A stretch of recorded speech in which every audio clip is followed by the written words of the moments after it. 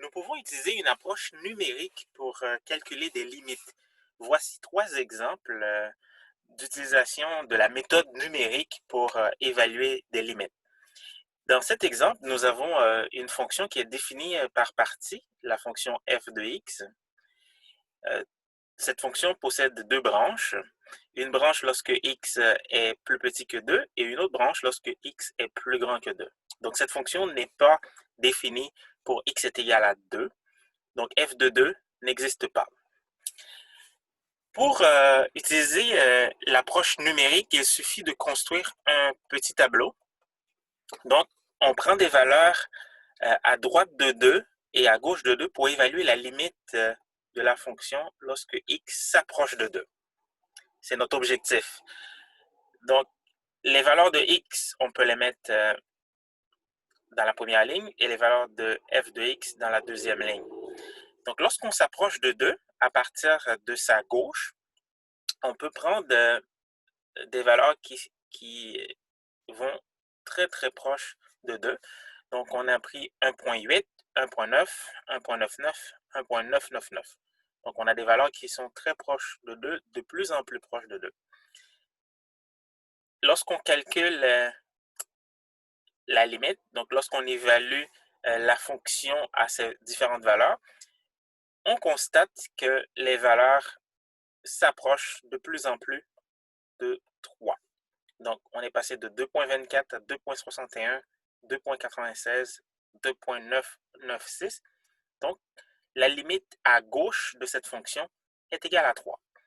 De la même façon, on peut trouver des valeurs à droite de 2 et on s'approche de 2 de plus en plus. On a commencé à 2.1 jusqu'à 2,0001. Donc, on a une valeur qui est vraiment proche de 2, mais qui est supérieure à 2. Et nous constatons que la valeur de la fonction s'approche de 3. Donc, on peut dire que la limite à droite de 2 est égale à 3. Étant donné que la limite à gauche est égale à la limite à droite, on peut conclure que la limite lorsque x s'approche de 2 est égale à 3. Faisons un autre exemple. Considérons la fonction g de x suivante. Donc, pour calculer g de moins 1, il faut utiliser la branche qui nous permet de faire ça, la première branche. Donc, on remplace moins 1 dans la première branche ici. Et on trouve moins 3. Lorsqu'on veut calculer g de 5, on doit utiliser la deuxième branche. On remplace x par 5 dans la deuxième branche. On trouve aussi moins 3.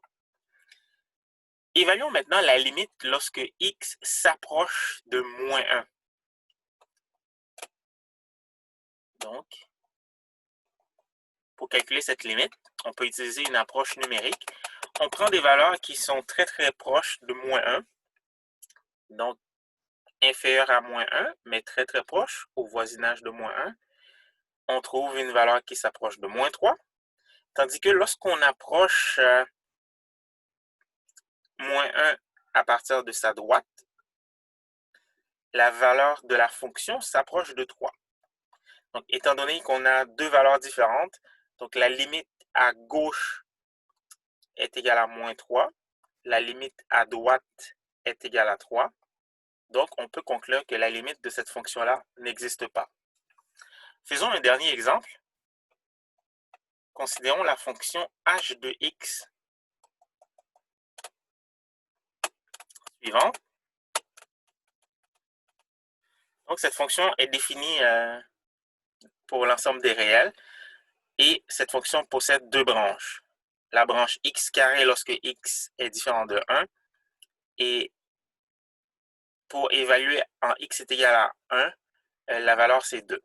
Donc, si on veut trouver h de 1, donc h de 1, on utilise la deuxième branche, la branche qui est utilisée uniquement pour évaluer x est égal à 1. La réponse est 2. Utilisons l'approche numérique pour calculer la limite lorsque x s'approche de 1. Donc, il suffit de construire un tableau. On prend des valeurs inférieures à 1, mais qui sont au voisinage de 1. et des valeurs supérieures à 1 qui sont aussi au voisinage de 1. Lorsqu'on évalue la fonction, on voit que les valeurs de la fonction s'approchent de plus en plus de 1. De la même façon, lorsqu'on approche 1 à partir de sa droite, on constate que les valeurs de la fonction s'approchent aussi de 1. Donc, on peut conclure que la limite à gauche de la fonction h de x, lorsque x s'approche de 1, à gauche de 1, est égale à 1. La limite à droite de 1 est aussi égale à 1. Donc, on peut conclure que la limite de la fonction, lorsque x s'approche de 1, est égale à 1.